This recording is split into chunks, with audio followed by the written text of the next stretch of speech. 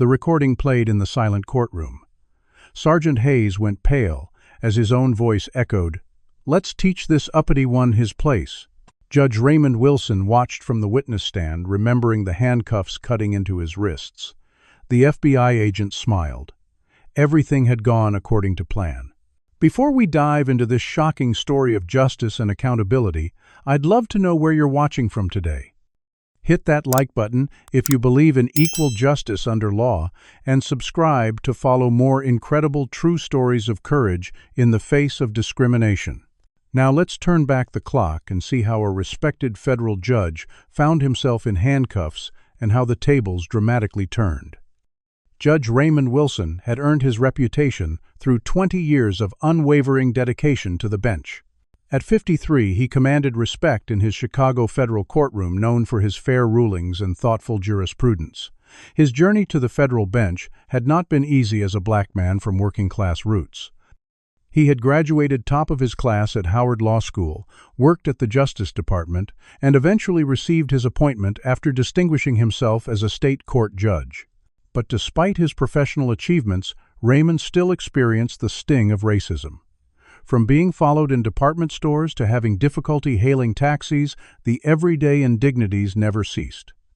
Even in his judicial robes, some lawyers and defendants visibly reacted with surprise or skepticism upon seeing a black man presiding over their cases.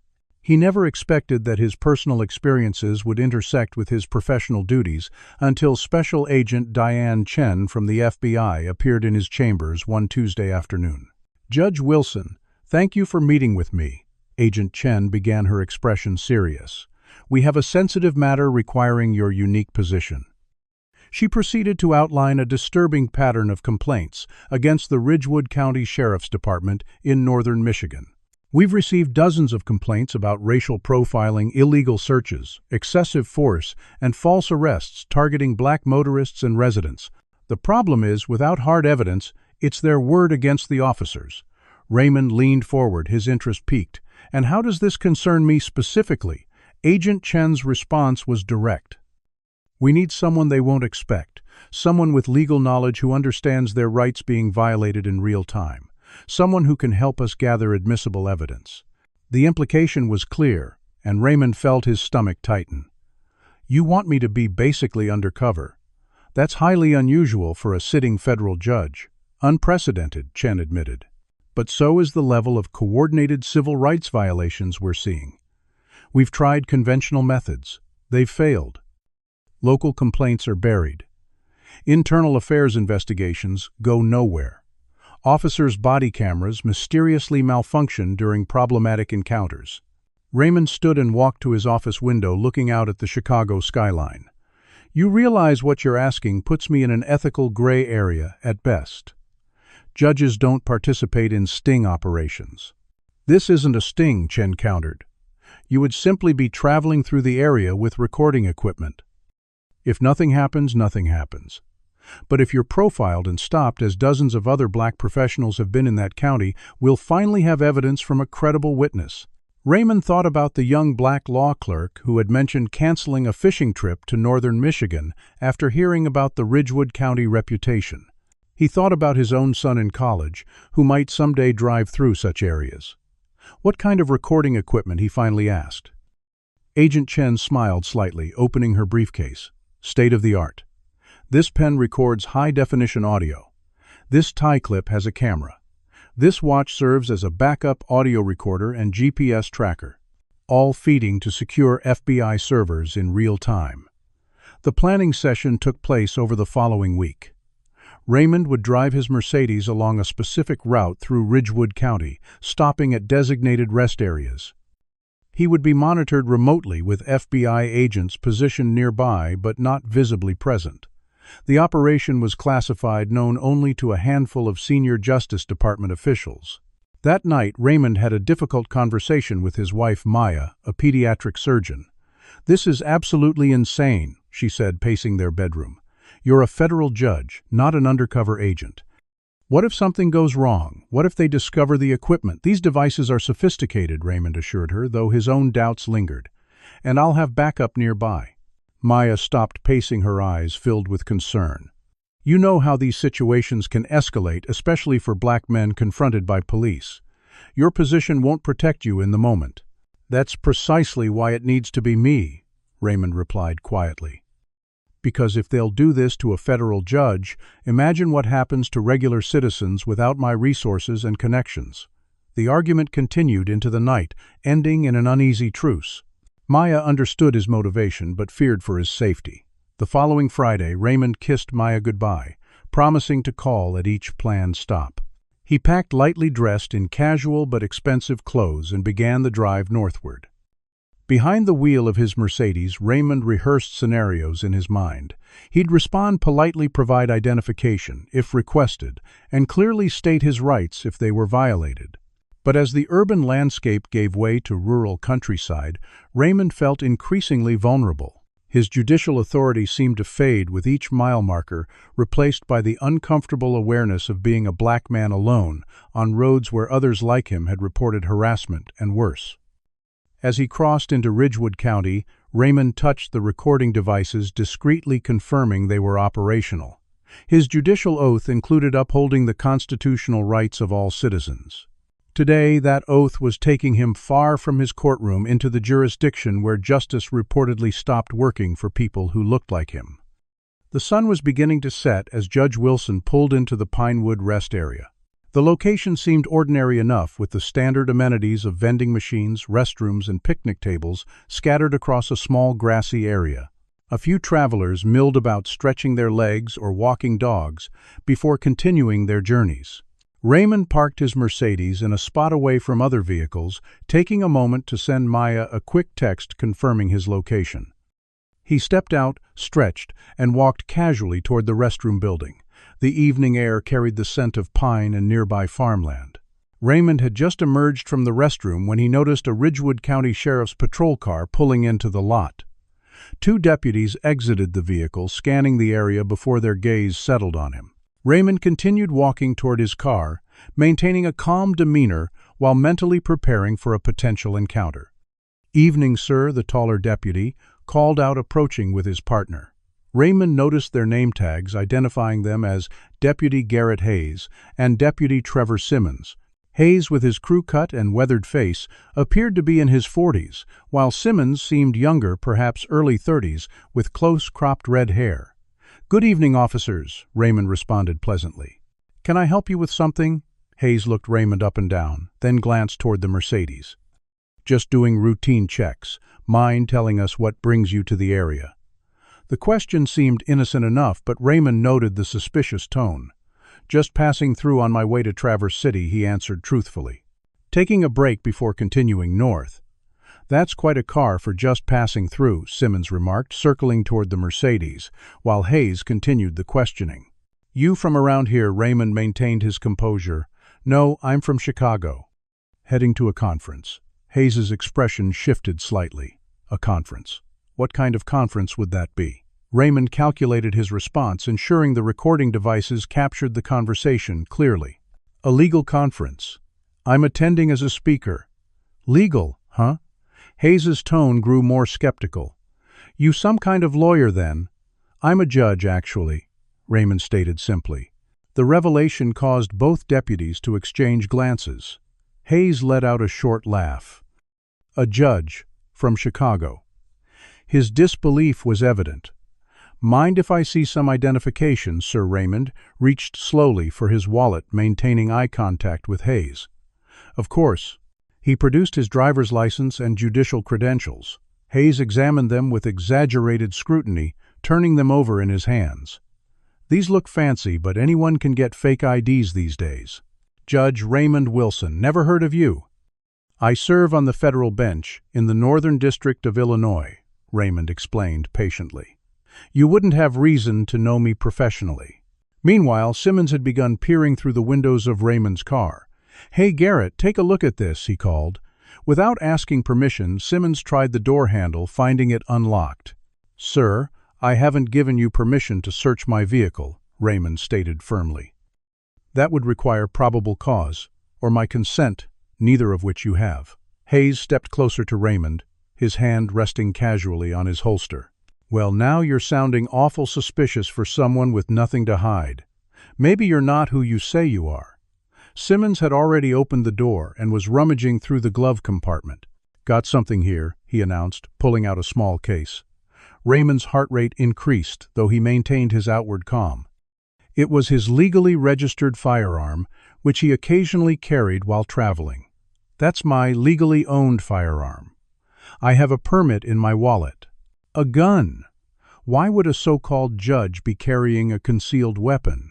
Hayes demanded, his voice rising. That's it. Hands against the car now. Officer, this is completely unnecessary, Raymond protested.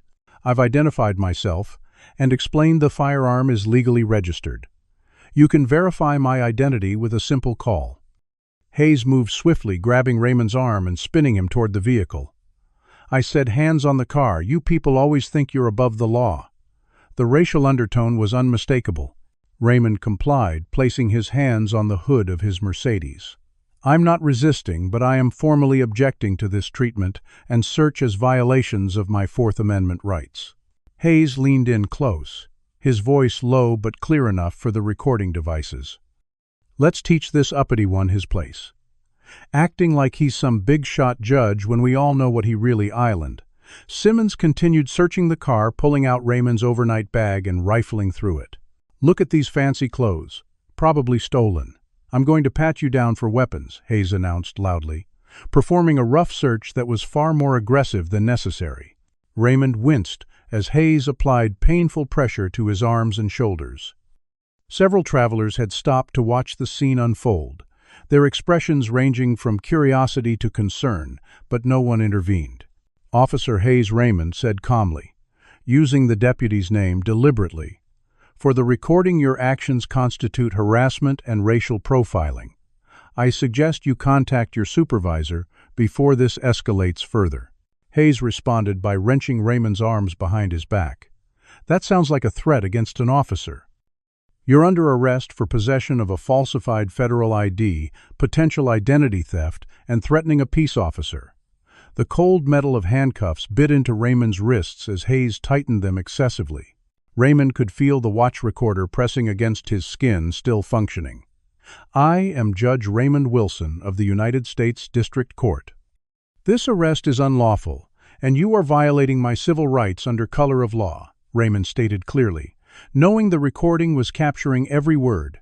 Save it for someone who cares, Hayes sneered, pushing Raymond toward the patrol car. We'll see how important you are down at the station. As Raymond was forced into the back seat of the patrol vehicle, he caught sight of a middle-aged white couple watching with undisguised concern. The woman appeared to be filming with her phone. Hayes noticed two approaching them aggressively. Delete that right now, or you'll be joining him. The couple quickly retreated to their vehicle. Through the window, Raymond watched Simmons continue searching his Mercedes, removing his briefcase and luggage. His judicial papers were scattered across the hood of the car as the deputies searched through everything. Hayes returned to the patrol car, sliding into the driver's seat.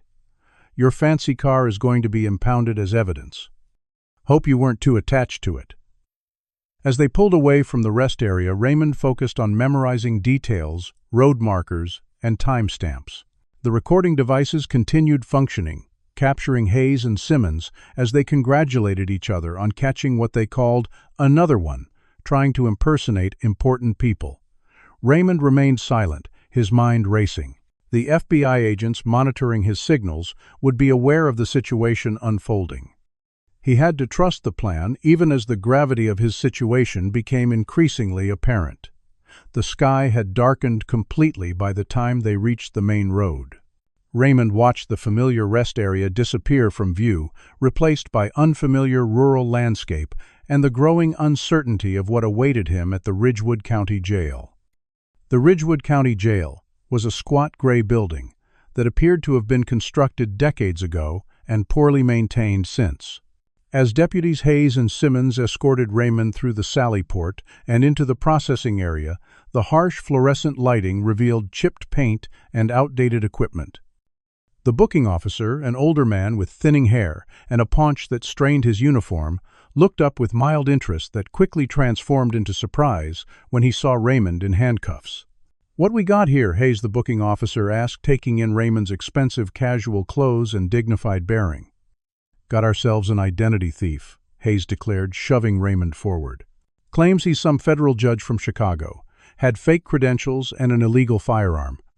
The booking officer, whose nameplate read Collins, raised his eyebrows skeptically.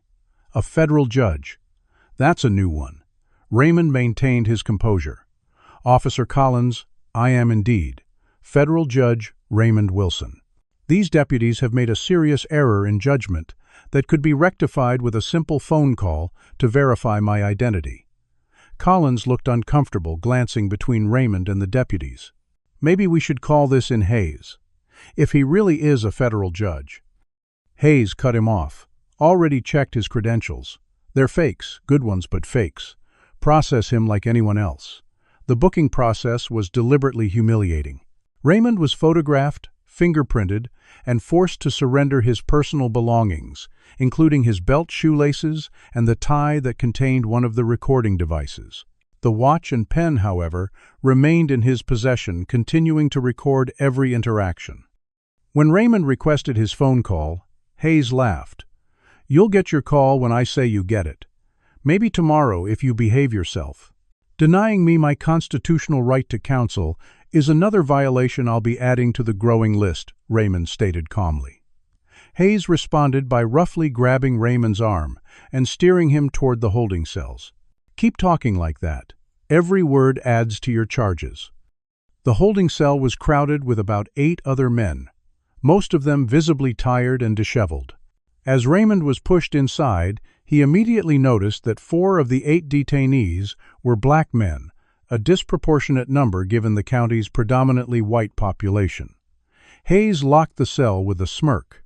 "Enjoy your accommodations, Your Honor," he mocked before walking away. Raymond took a seat on one of the benches, observing his surroundings carefully. It didn't take long before one of the other detainees approached him. "They got you too, huh?" The young man was perhaps 20, with short dreadlocks and wearing a university sweatshirt. "I'm Marcus Johnson," he offered, sitting beside Raymond. "What'd they claim you did?" Raymond introduced himself without revealing his occupation, initially wanting to hear Marcus's story unfiltered. "They pulled me over for allegedly running a stop sign," Marcus explained. "I know I didn't, but that doesn't matter around here. They searched my car without permission, found nothing, then arrested me for suspicious behavior when I asked why they were searching." Another detainee joined their conversation, an elderly man who introduced himself as Harold Green. "Been dealing with Ridgewood County harassment for 30 years, he said wearily. "Today they arrested me for trespassing on my own property because I couldn't immediately produce the deed when they questioned me working in my own backyard." As the night progressed, Raymond carefully gathered their stories, mentally documenting the patterns of harassment and discrimination. Each account shared common elements, particularly involving Deputies Hayes and Simmons. The recording devices continued capturing these testimonies, creating a damning collection of evidence. Around midnight, Raymond overheard Hayes and Simmons talking just outside the holding area. "So what charges are we actually filing on the fake judge?" Simmons asked. Hayes chuckled. "I'm thinking identity theft, forgery of federal documents, illegal possession of a firearm, and resisting arrest. That should keep him locked up while we figure out who he really islanded. Think the lieutenant will have any issues with it?" Simmons sounded slightly concerned. "Nah, Blackwood's got our backs. Besides, this guy's clearly lying. No real federal judge would be driving through here alone." Their conversation continued, unknowingly being preserved as evidence of their intent to falsify charges. Raymond spent the night observing the jail operations, noting the differential treatment between white and non-white detainees. The guards routinely ignored requests from black detainees while promptly attending to others. One young black man was denied medical attention for hours despite complaining of chest pains. "Do you think Judge Wilson should have revealed his true identity immediately, or was he right to gather evidence first?" Comment number 1, if you think he should have revealed who he was right away, or number 2, if you believe his undercover work was necessary to expose the truth. Like this video if you're shocked by the treatment these officers thought they could get away with, and subscribe to follow this story to its dramatic conclusion. But here's the real question that kept Judge Wilson awake that night. How many innocent people had suffered in silence before him without the power or connections to fight back? And what would happen when morning came? Would the judge finally reveal his hand, or were there more violations to document? The morning brought the harsh sounds of shift-change keys jangling against cell bars and the muttered complaints of detainees who had spent an uncomfortable night in the overcrowded holding cell. Raymond had barely slept his mind, cataloging every violation he'd witnessed and experienced. His watch continued recording, having survived the night without detection. Around 9 in the morning, the atmosphere in the jail suddenly shifted. Raymond noticed deputies straightening uniforms and senior officers emerging from offices. Something was happening. The answer came in the form of a commanding female voice echoing through the booking area. "I am Federal Judge Teresa Martinez from the Eastern District of Michigan. I'm here regarding Judge Raymond Wilson, and I expect to see him immediately." Raymond suppressed a smile. Judge Martinez was not part of the original FBI plan, but she was indeed his colleague and friend. She must have been contacted after he failed to check in with his wife Maya last night. The deputies scrambled in confusion as a short, impeccably dressed Latina woman strode into the holding area flanked by 2 U.S. wife marshals. Sheriff Daniel Blackwood, a barrel-chested man with a gray crew cut, hurried to intercept her. "Ma'am, there must be some misunderstanding. We don't have any judge in custody." Judge Martinez's expression remained impassive. "Sheriff Blackwood, I have information that Federal Judge Raymond Wilson was detained at the Pinewood Rest Area yesterday evening and brought to this facility. His vehicle was impounded, and he has not been heard from since. His wife contacted the Judicial Security Detail when he failed to arrive at his destination." Blackwood's face reddened slightly. "We did arrest a man claiming to be a federal judge, but our officers determined his credentials were falsified. He's being held pending charges of identity theft and other offenses. I want to see this individual immediately," Martinez demanded, "and I want Deputies Hayes and Simmons present as well." The sheriff hesitated before nodding to a deputy who approached the holding cell. "Wilson front and center," he called. Raymond stood and walked calmly to the cell door. As he emerged into the booking area, Judge Martinez's eyes narrowed, taking in his disheveled appearance and the handcuffs that had been reapplied for the transfer. "Judge Wilson, are you all right?" she asked. "I've been better," Teresa Raymond replied evenly. "I've been denied my constitutional right to counsel, subjected to racial epithets, and witnessed numerous civil rights violations during my stay here." Sheriff Blackwood's face drained of color as the realization dawned that they had indeed arrested a genuine federal judge. Deputies Hayes and Simmons were summoned, arriving with confused expressions that quickly transformed to alarm upon seeing Judge Martinez and the marshals. "Would someone care to explain," Martinez began, her voice dangerously calm, "why a sitting federal judge was arrested while traveling through your jurisdiction, denied his constitutional rights, and held overnight without charges being properly filed?" Hayes stepped forward, his earlier bravado diminished, but not entirely gone.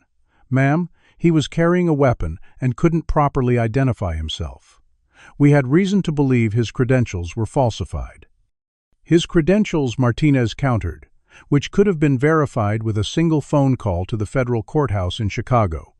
A call that was never made."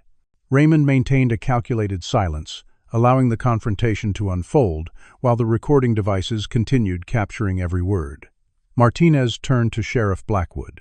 "I want Judge Wilson released immediately, his belongings returned, and his vehicle brought here from impound. The U.S.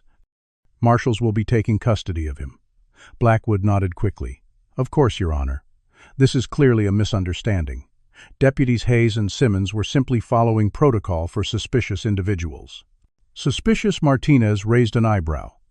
"And what precisely was suspicious about Judge Wilson?" Hayes interjected. "The expensive car, the way he was acting, the gun." "So a black man driving a nice car and legally carrying a firearm registered to him constitutes suspicious behavior in Ridgewood County?" Martinez's question hung in the air unanswered. Raymond noticed a deputy discreetly accessing the booking computer, likely erasing records of his detention. The evidence of his arrest was being systematically removed from the system. As Raymond was formally released and his belongings returned, Hayes approached him while Martinez was speaking with the sheriff. "This isn't over," Hayes muttered under his breath. "If you know what's good for you, you'll forget what happened here and move on with your important judge business." Raymond collected his tie clip and other personal items, ensuring the recording devices remained secure. "I never forget a face, Deputy Hayes," he replied quietly. "Or the sound of a voice saying, 'Let's teach this uppity one his place.'" Hayes paled slightly, perhaps remembering his words from the previous evening. Outside the jail, Raymond was reunited with his Mercedes, which showed signs of having been thoroughly searched. Martinez accompanied him to the county line where FBI agent Chen was waiting in an unmarked vehicle. Judge Wilson Chen greeted him with evident relief. "I'm glad to see you're all right. We lost contact with your devices inside the jail, but continued monitoring the situation." Raymond handed over the recording devices. "Everything should be intact. From the initial contact at the rest area through the night in the holding cell, including conversations between Hayes and Simmons about falsifying charges." Chen nodded, connecting the devices to a secure laptop. "We're getting clear audio. This is exactly what we needed." Martinez embraced Raymond briefly. "Maya's worried sick. You should call her immediately." Raymond did so, assuring his wife that he was safe and on his way home. The emotional reunion with Maya took place that evening at their Chicago home. She held him tightly, tears streaming down her face. "I knew something like this would happen. When you didn't call, I contacted everyone I could think of." Raymond held her close. "It's over now, and we have the evidence to make sure it doesn't happen to anyone else." But as they sat in their living room, Raymond knew that the ordeal wasn't truly over. It was in many ways just beginning. The evidence had been gathered, but the fight for justice was still ahead. And somewhere in Ridgewood County, Hayes, Simmons, and Sheriff Blackwood were likely realizing the magnitude of their mistake, unaware that every incriminating word they'd spoken had been captured and preserved. The FBI established a covert operational base in a nondescript office building just outside Ridgewood County's jurisdiction. 3 days after Raymond's release, he sat in a conference room with Agent Chen and a team of FBI analysts meticulously reviewing the recordings from his ordeal. This section is particularly damning. Chen noted replaying Hayes's explicit racial comments during the arrest. "Combined with the admission to falsify charges, we have clear evidence of civil rights violations under color of law." Raymond nodded, still processing the experience. "What strikes me is how routine it seemed for them. There was no hesitation, no concern about consequences. They've clearly done this before many times." The analysts had synchronized the audio with satellite imagery of the rest area and jail, creating a comprehensive timeline of events. Technical experts confirmed the recordings hadn't been altered, establishing their admissibility as evidence. "We've identified 17 separate violations in your case alone," Chen explained, displaying a document on the screen. "False arrest, excessive force denial of constitutional rights, fabrication of evidence, racial discrimination, attempted destruction of records. The list goes on." Raymond studied the timeline thoughtfully. "What about the other detainees? I met Marcus Johnson and Harold Green. Their stories suggest a pattern of behavior." Chen nodded. "We're already investigating. Johnson was released the morning after you left, and we've made contact. He's willing to provide testimony. Green has a documented history of complaints against the department, all dismissed without investigation." The team expanded their focus, pulling records of previous complaints against the Ridgewood County Sheriff's Department.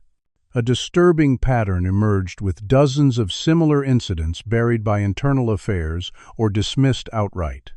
Many victims were too intimidated to file formal complaints, an analyst explained.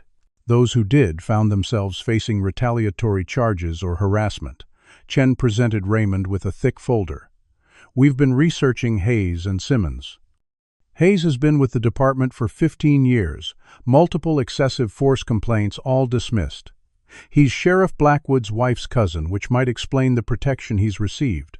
Raymond raised his eyebrows. "Family connections. It goes deeper," Chen continued. "Blackwood's family has significant political influence in the county. His brother sits on the county commission that oversees the sheriff's budget. His father was sheriff before him. The team expanded their investigation, analyzing traffic stop data that revealed black motorists were 7 times more likely to be searched during routine stops in Ridgewood County, despite contraband being found less frequently than in vehicles driven by white motorists. Raymond requested permission to interview Marcus Johnson's family personally. The meeting took place at a secure location with Johnson's mother, Linda, revealing years of harassment. "My husband was pulled over at least twice a month for years," she explained, her hands trembling slightly as she spoke. "Always by the same deputies, always for vague reasons like looking suspicious or rolling through a stop sign. It got so bad, he changed his route to work to avoid Ridgewood County entirely." Marcus, a pre-law student at Michigan State, described his own experiences. "The first time I was pulled over in Ridgewood County, I was 16, just got my license. The deputy made me stand in the snow for an hour while he searched my car. Found nothing, of course. When I got home with frostbite on my fingers, my parents decided to file a complaint. 2 days later, someone shot out our mailbox. The message was clear. The FBI data analysts compiled statistical evidence of racial profiling, creating maps showing disproportionate enforcement activities in neighborhoods with higher percentages of minority residents. Raymond found himself increasingly invested in the case, despite the potential conflict between his judicial role and his status as a witness. He discussed this concern with Chen. "Technically, I should recuse myself from any involvement beyond providing testimony," he admitted. "But these people have been suffering for years without recourse." Chen nodded understanding. "Your testimony alone is powerful. Coming from a federal judge, it carries weight that other witnesses simply don't have." The investigation hit its first serious obstacle when Maya discovered a threatening note on their car windshield outside her hospital. "Back off or else," it read in block letters. FBI technicians recovered partial fingerprints, but they weren't clear enough for identification. More concerning was the surveillance footage from the hospital parking garage, which showed a vehicle matching a Ridgewood County Sheriff's Department patrol car in the vicinity around the time the note was left. The FBI immediately implemented security measures for Raymond's family. Maya was assigned a protective detail, and security systems at their home were upgraded. Their daughter Aisha, attending Northwestern University, reported being followed on campus, prompting additional security measures at the university. As the investigation progressed, Agent Chen discovered that dozens of previous complaints against the department had been buried by internal affairs, never reaching the district attorney's office for review. "They've created a perfect system," Chen explained. "Complaints are filed with the sheriff's department itself, investigated internally, and dismissed without outside oversight." The team also uncovered connections between Sheriff Blackwood and local judges who routinely approved questionable warrants and dismissed cases against deputies accused of misconduct. Raymond's experience had opened a window into a deeply entrenched system of discrimination and corruption. What had begun as an investigation into racial profiling was expanding to encompass broader issues of abuse of power and obstruction of justice. Raymond met with other victims who had previously been too intimidated to come forward. Their stories were remarkably similar, painting a picture of systematic harassment targeting minorities in Ridgewood County. The FBI's investigation was growing, with agents quietly interviewing former deputies who had left the department under various circumstances. One former deputy, speaking on condition of anonymity, confirmed the existence of informal quotas for traffic stops in minority neighborhoods. The evidence was mounting, but Raymond knew from experience that evidence alone wasn't always enough to overcome entrenched power structures. As he drove home one evening, he noticed a patrol car following him, staying just far enough back to avoid being obvious. The message was clear: they were watching him too. Maya was increasingly concerned for their safety. "They know where we live, Raymond. They know where I work, where Aisha goes to school. How far will they go to protect themselves?" Raymond had no easy answer. The risks were real, but so was the opportunity to create meaningful change. The investigation was reaching a critical phase with enough evidence to potentially bring federal charges. But the fight was far from over, and the opposition was proving more extensive and more dangerous than anyone had initially anticipated. Sheriff Daniel Blackwood slammed his fist on his desk, his face flushed with anger as he addressed the assembled deputies in his office. "I've just received word that the feds are conducting a full investigation into this department. All because of that judge and his wild accusations." Word of the federal investigation had leaked, likely through contacts Blackwood had in the Justice Department. The sheriff's reaction was swift and aggressive. "We've done nothing wrong here. We've protected this county, kept it safe. I won't let some outsider with an agenda tear down what we've built." Hayes nodded in agreement, his expression a mixture of concern and defiance. "What's the plan?" Sheriff Blackwood's strategy quickly became apparent. Within days, local media outlets began running stories questioning Judge Wilson's credibility and motives. The Ridgewood County Gazette's headline read, "Activist Judge Oversteps Authority Targets Local Law Enforcement." The article, citing anonymous sources within the sheriff's department, portrayed Raymond as having deliberately provoked deputies to create a racial incident. Local radio talk shows picked up the narrative, with callers defending the deputies and questioning why a Chicago judge was interfering in Ridgewood County matters. The counterattack wasn't limited to media manipulation. Raymond and Maya returned home one evening to find racial slurs spray-painted across their garage door. Despite the FBI protective detail, someone had managed to approach their property undetected. Forensic analysis of the graffiti proved inconclusive, though the timing was hardly coincidental. Maya began receiving threatening phone calls at her hospital office. "We know where you cut people open," one caller whispered before hanging up. The calls were traced to burner phones purchased with cash at various locations near Ridgewood County. Aisha, their daughter, reported that someone had plastered her dorm room door with printouts of article headlines questioning her father's integrity. Campus security investigated but found no usable footage from surveillance cameras, which had mysteriously malfunctioned during the time frame in question. The FBI increased their protective detail, assigning agents to Raymond, Maya, and Aisha around the clock. Agent Chen met with Raymond at a secure location to discuss the escalating harassment. "They're getting desperate," she observed, "which makes them dangerous, but also more likely to make mistakes." Local conservative groups in Ridgewood County organized rallies supporting the sheriff's department. Signs reading "Back the Blue" and "Stop Federal Overreach" appeared throughout the county. Deputies including Hayes and Simmons were featured prominently at these events, portrayed as victims of political persecution. The pressure campaign extended beyond intimidation tactics. Raymond discovered sophisticated listening devices in both his home and chambers. FBI technical experts determined they were law enforcement-grade equipment, though they couldn't be definitively traced to Ridgewood County. More concerning was the discovery that Agent Chen's car had been tampered with, causing a brake failure that resulted in a minor accident. "They're crossing lines now," Raymond told Chen as they reviewed security measures, moving from intimidation to potentially lethal sabotage. The investigation suffered another setback when an internal leak was identified within the FBI field office. A junior agent with connections to Ridgewood County had been passing information to Blackwood.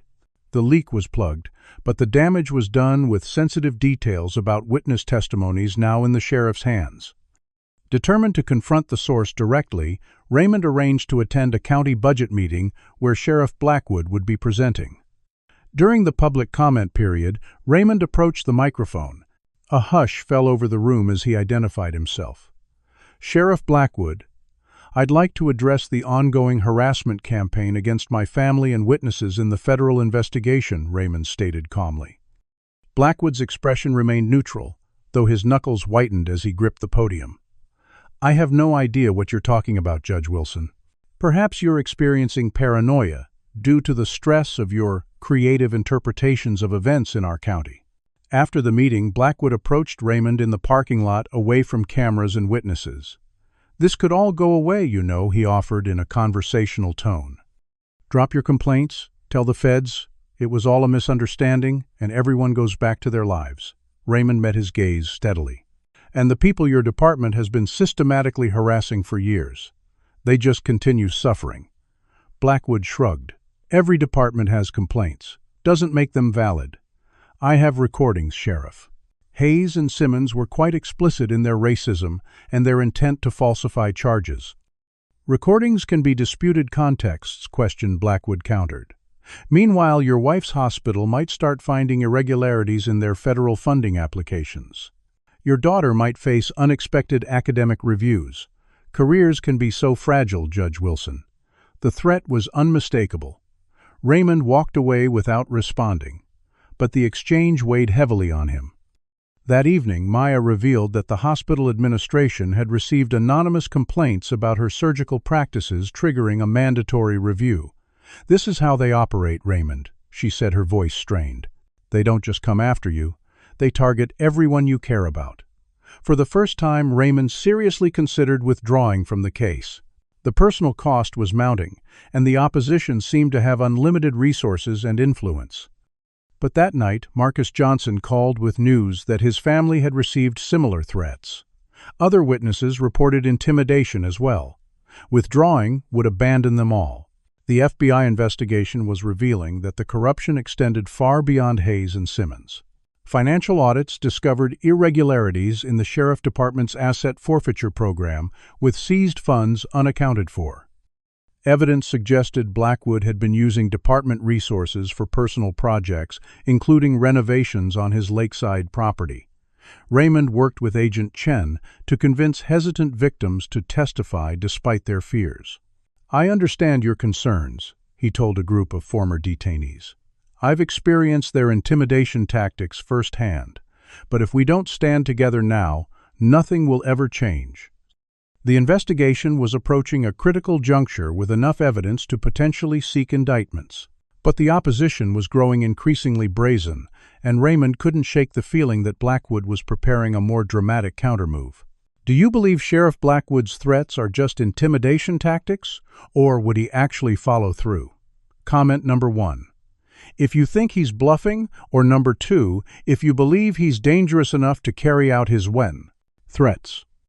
Like this video if you're standing with Judge Wilson against intimidation, and subscribe for the next part of this shocking story. The real question haunting Raymond that night was much more personal. How do you weigh your duty to justice against the safety of your family? And when powerful people are cornered, just how far will they go to protect their positions? The news broke on a Tuesday morning, sending a shockwave through the investigation team. Marcus Johnson had been arrested again, this time for allegedly possessing narcotics. Agent Chen burst into the secure conference room where Raymond was reviewing witness statements. "They've arrested Johnson. Hayes and Simmons picked him up last night near his campus apartment. He's being held without bail." Raymond's jaw tightened.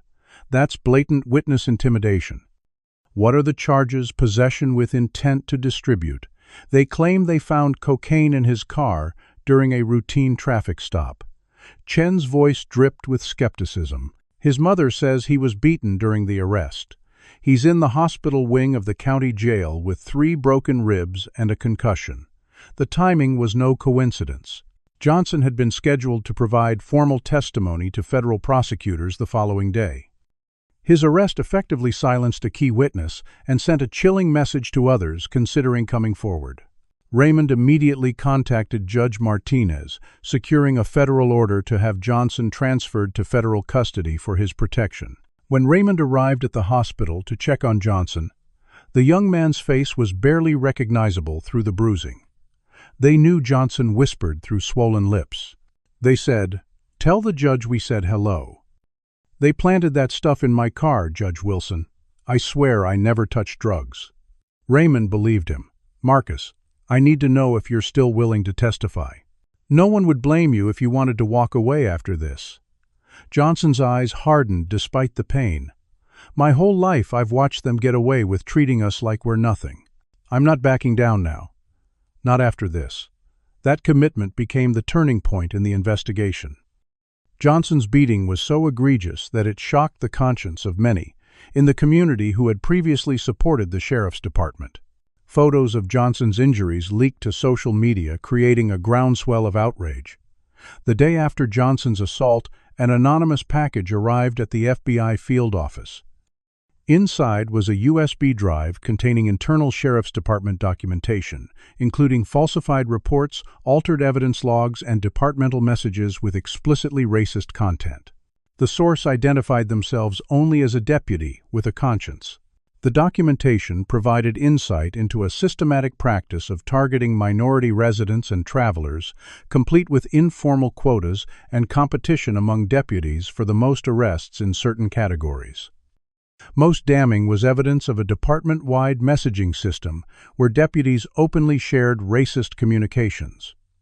One thread titled "Catch of the Day" featured photos of black detainees with mocking captions. Hayes had posted about Raymond's arrest, bragging about putting a so-called federal judge in his place. FBI forensic analysts authenticated the documents, establishing a chain of evidence that would be admissible in court. The anonymous deputy had been careful to include metadata proving the document's origins.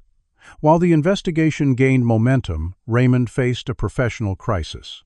Sheriff Blackwood had filed an ethics complaint against him, with the Judicial Review Board alleging that Raymond had deliberately provoked deputies and misrepresented his undercover role. The complaint argued that Raymond's participation in an FBI operation constituted a violation of judicial ethics, as judges were expected to remain impartial and not engage in law enforcement activities. The Judicial Review Board, composed of Raymond's peers, was divided on the issue. Some saw the extraordinary circumstances as justifying his actions, while others worried about the precedent it might set. Raymond's colleagues throughout the federal judiciary similarly split in their support. Some publicly defended his actions as necessary to expose systematic civil rights violations, while others distanced themselves, concerned about the blurring of judicial and investigative roles. Maya confronted the division head-on when she encountered Sheriff Blackwood's wife, Eleanor, at a hospital fundraising event. Eleanor approached Maya with a sympathetic expression that didn't reach her eyes. "I wanted to express my concern about your husband's situation," she said, voice lowered. Such a shame to see a distinguished career potentially ruined over a misunderstanding. Maya's response was measured but firm. "The only misunderstanding, Eleanor, is your husband believing he could maintain a corrupt department indefinitely without consequences." The tension within the FBI team was also mounting. Justice Department officials from Washington had arrived to take control of the case, concerned about its expanding scope and political sensitivity. Some wanted to focus narrowly on Hayes and Simmons, treating them as bad apples rather than symptoms of a systemic problem. Raymond fought to keep the investigation centered on the victims and the broader pattern of abuse. "If we only prosecute 2 deputies while leaving the system intact, nothing changes," he argued during a strategy session. "Sheriff Blackwood and the power structure that enabled these abuses must be held accountable." The situation reached a breaking point when Marcus Johnson's family home mysteriously caught fire in the middle of the night. Though the family escaped unharmed, the house was destroyed. Fire investigators found evidence of accelerants indicating arson, though no suspects were immediately identified. The attack galvanized the community. A protest organized outside the Ridgewood County Sheriff's Department grew from dozens to hundreds of participants, as residents, both black and white, demanded accountability. Meanwhile, Hayes had begun approaching potential witnesses, making not-so-subtle threats about consequences for cooperating with federal investigators. One former detainee recorded the conversation, providing further evidence of witness tampering. Agent Chen made a significant discovery while following financial leads. Sheriff Blackwood maintained offshore accounts containing substantial sums far exceeding his official salary. Transfers to these accounts corresponded with suspicious departmental expenditures and asset forfeitures. The web of corruption was wider and deeper than anyone had initially suspected. As the investigation intensified, Raymond received a phone call from an unexpected source. A deputy from the department, speaking in hushed tones, offered to provide testimony about departmental practices, including direct orders from Blackwood to target minority motorists. "I joined to help people," the deputy explained, his voice strained. "What's happening here isn't right. I can't be part of it anymore." The investigation had reached a critical mass. With mounting evidence, witness testimonies, and financial records, they finally had enough to seek federal indictments. But Raymond knew that the most dangerous phase was still ahead. Cornered predators fight most ferociously when escape routes disappear. Hayes, Simmons, and Blackwood had already demonstrated their willingness to cross lines. As indictments became increasingly likely, what lengths would they go to in order to protect themselves? The question weighed heavily on Raymond as he reviewed security measures for his family once again. The breaking point had been reached, but whether it would break in favor of justice remained to be seen. The federal courthouse in Detroit hummed with tension as the grand jury convened.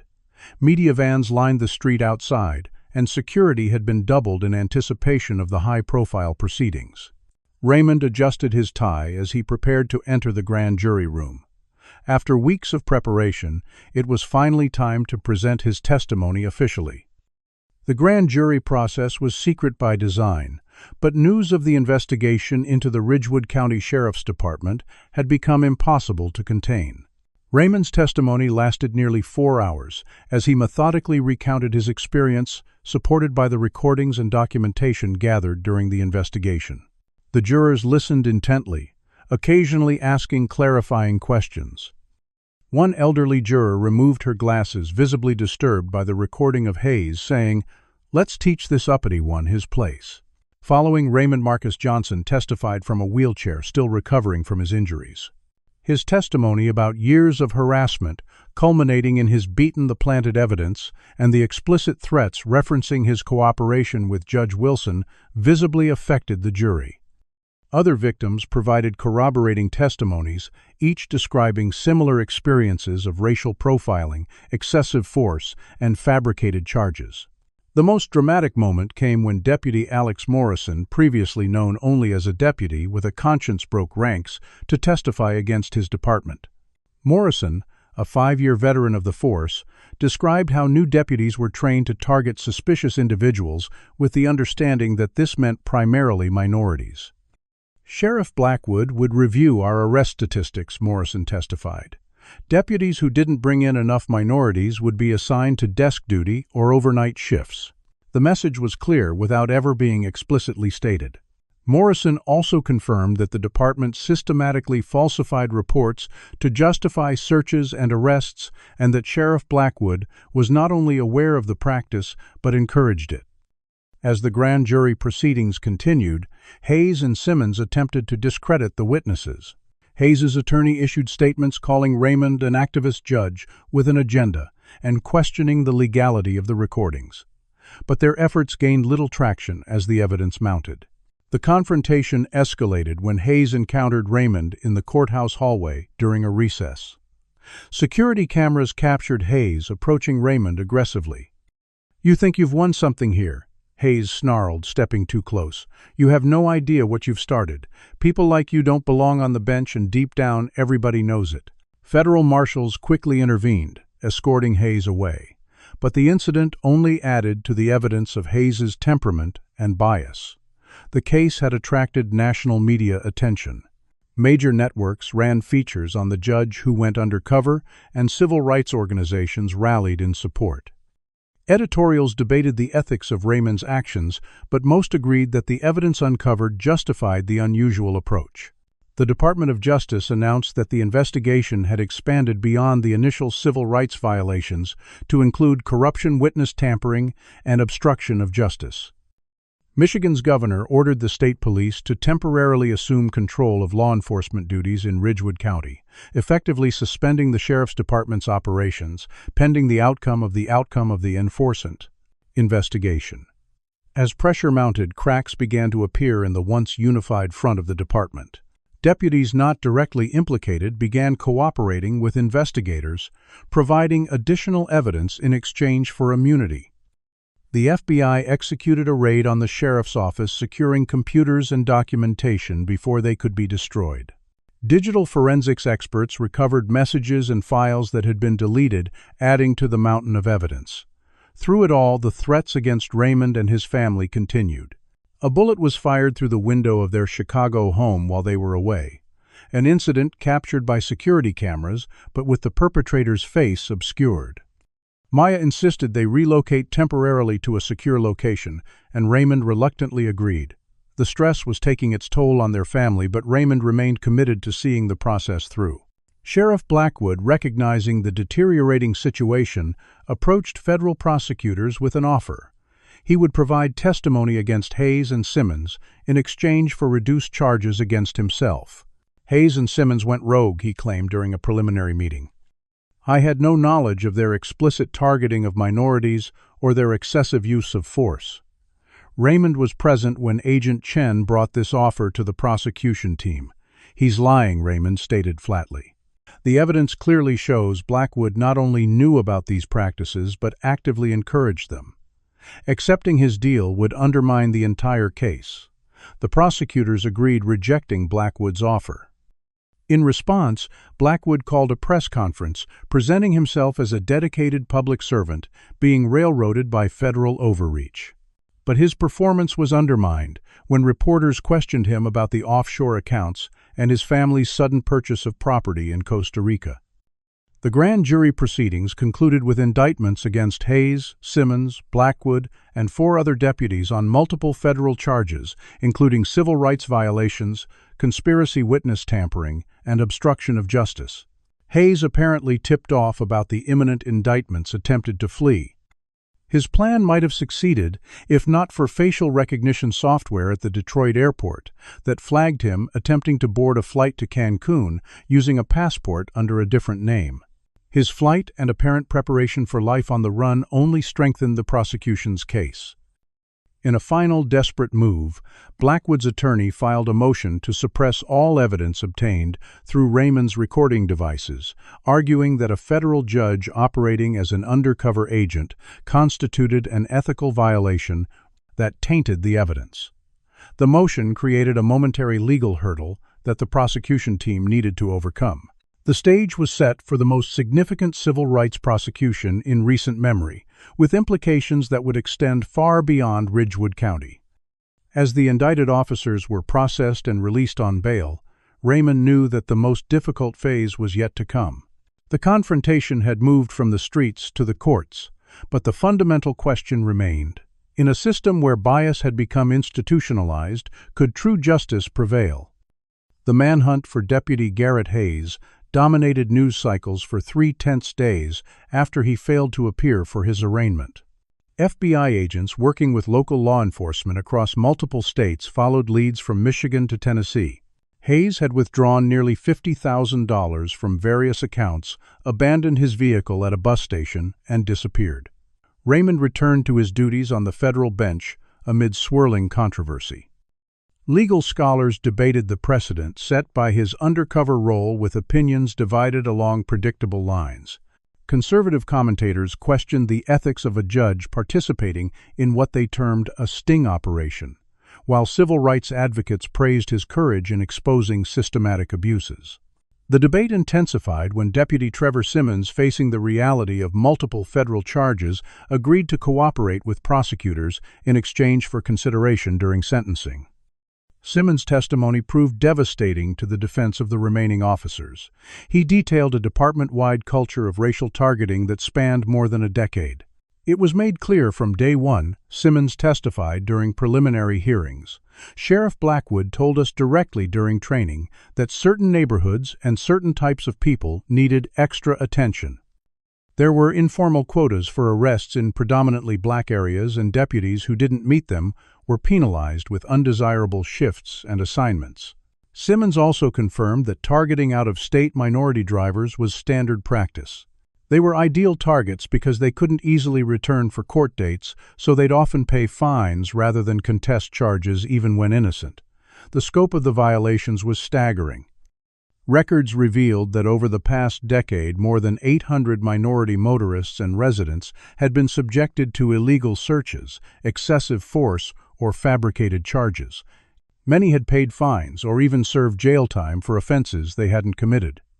The revelation created a legal crisis, with hundreds of convictions now subject to review and potential overturning.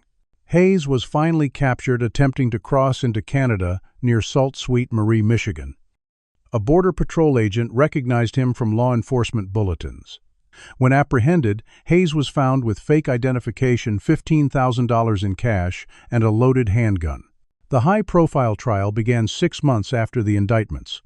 Security at the federal courthouse was unprecedented, with concerns about everything from potential rescue attempts to civil unrest. Raymond's recording became the centerpiece of the prosecution's case. Hayes's attorney moved to have it excluded, arguing that it had been obtained unethically by a sitting judge operating outside his judicial role. After extensive arguments, the presiding judge ruled the recording admissible. While Judge Wilson's participation in this operation was unusual, the ruling stated it does not constitute entrapment or an illegal search. The deputies were performing their official duties in a public capacity, and they had no reasonable expectation of privacy while doing so. The recording was played in its entirety during the trial. The courtroom fell silent as Hayes's voice echoed through the speakers. "Let's teach this uppity one his place." Jurors visibly reacted to the explicit racial animus and casual discussion of falsifying charges.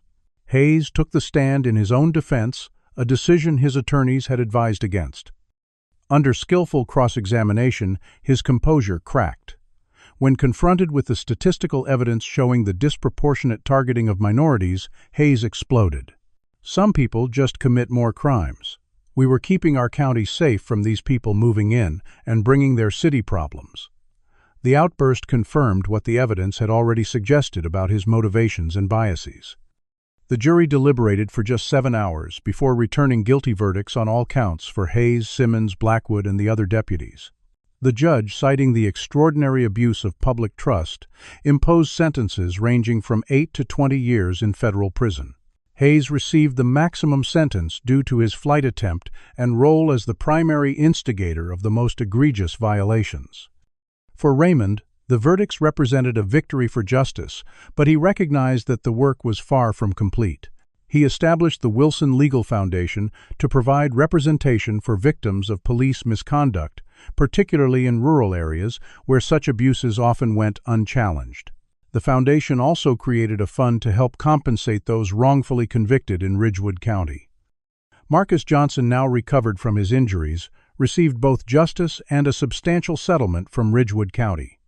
He used part of the money to establish a scholarship for minority students pursuing careers in law or criminal justice. "What happened to me was terrible," Johnson told reporters. "But if it helps change the system, then some good has come from it." Ridgewood County underwent a complete restructuring of its law enforcement. A federal consent decree mandated body cameras, comprehensive anti-bias training, independent oversight of complaints, and regular audits of traffic stops and arrests to identify potential discriminatory patterns. Similar reforms began spreading to neighboring jurisdictions, creating a ripple effect of accountability. Raymond faced one final confrontation with Sheriff Blackwood before the former sheriff began serving his sentence.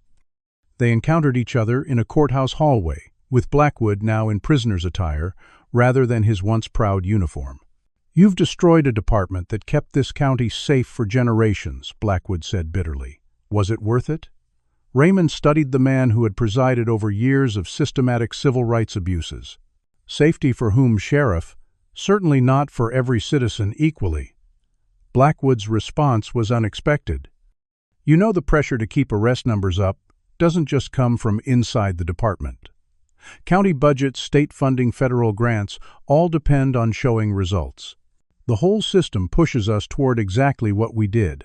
It wasn't an apology or even a justification, but rather a glimpse into the systemic pressures that had helped create the environment where such abuses flourished."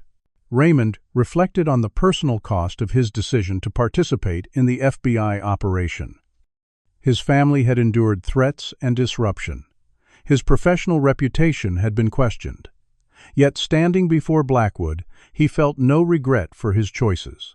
The following week, a group of congressional representatives introduced police reform legislation informally known as the Wilson Bill, incorporating many of the accountability measures proven effective in Ridgewood County. While its passage remained uncertain in a divided Congress, the conversation about systemic reform had gained unprecedented momentum. Raymond and Maya had a difficult decision to make about their future. The experience had taken a toll, but it had also opened new possibilities for meaningful impact. They chose to remain in Chicago, with Raymond continuing his judicial duties while also accepting speaking engagements to share the lessons learned from the Ridgewood County case. Perhaps the most rewarding moment came when Raymond was invited to speak to a class of law students at Howard University, his alma mater. Looking out at the diverse faces, he saw the future of the legal profession, including many young black students who might once have been targets in places like Ridgewood County. The law is only as just as those who enforce and interpret it, he told them. Your presence in this profession is not just about personal achievement, but about ensuring that justice truly works for everyone. Months later, Raymond found himself driving through Michigan again. As a symbolic gesture of closure, he stopped at the Pinewood Rest Area, the place where it had all begun. The facility had been renovated, now featuring a small exhibition about civil rights and law enforcement accountability. A plaque acknowledged the events that had transpired there and the changes that had followed. As Raymond stood reading the plaque, a young black state trooper approached him. Judge Wilson, the trooper said with a smile of recognition. "I thought that was you. I just wanted to say thank you. I was born and raised in Ridgewood County. What you did changed everything for people like me." Raymond extended his hand, which the trooper shook firmly. In that moment, Raymond knew with certainty that despite all the costs and challenges, justice had truly been served. What would you have done in Judge Wilson's position? Would you have risked everything to expose corruption, or would the potential danger to your family have stopped you? Comment below with your thoughts, and don't forget to like and subscribe if you believe in standing up for justice. Share this video with someone who needs to understand the importance of accountability in our justice system. Thank you for watching this powerful story of courage in the face of injustice, and remember, when good people stay silent, injustice thrives. But when we speak up, even the most entrenched systems can be changed. This powerful story illustrates that justice requires courage, particularly from those with privilege and authority. Judge Wilson's decision to put himself at risk demonstrates that meaningful change often demands personal sacrifice. The case reveals how racism can become institutionalized within law enforcement, creating systems where discrimination becomes routine and accountability disappears. Most importantly, it shows that no corrupt system, regardless of how entrenched, is beyond reform when brave individuals stand together. The story highlights the ripple effects of confronting injustice. One judge's experience exposed decades of abuse, helping hundreds of victims and creating lasting institutional changes. It reminds us that documentation and evidence are crucial in fighting systemic racism, as prejudice thrives in environments where deniability is possible. We see that allies in positions of power are essential in civil rights struggles. Judge Martinez, Agent Chen, and others who supported the investigation were instrumental in overcoming the coordinated resistance. The story also demonstrates that justice is not just about punishing wrongdoers, but rebuilding systems with accountability and equity at their core. Perhaps most powerfully, the story teaches us that silence and acceptance perpetuate injustice, while courage and action, even at personal risk, can transform broken systems into ones that truly protect and serve all citizens equally. What injustices might exist in your community that need someone brave enough to expose them? Have you ever witnessed discrimination and wished you had the courage to speak up? I'm curious, would you risk your safety and career to fight for justice, like Judge Wilson did? Drop a comment below sharing your thoughts on what you would have done in his position. If this story moved you or made you think differently about the importance of standing up against discrimination, please hit that like button to help others find this important message. Subscribe to our channel for more powerful stories that shine a light on injustice and celebrate those fighting for change. And if you know someone who needs to hear this message about courage in the face of systemic racism, share this video with them today. Thank you for joining us in examining these difficult but necessary conversations about justice in America. Remember, change begins when brave individuals refuse to accept the unacceptable, no matter the cost.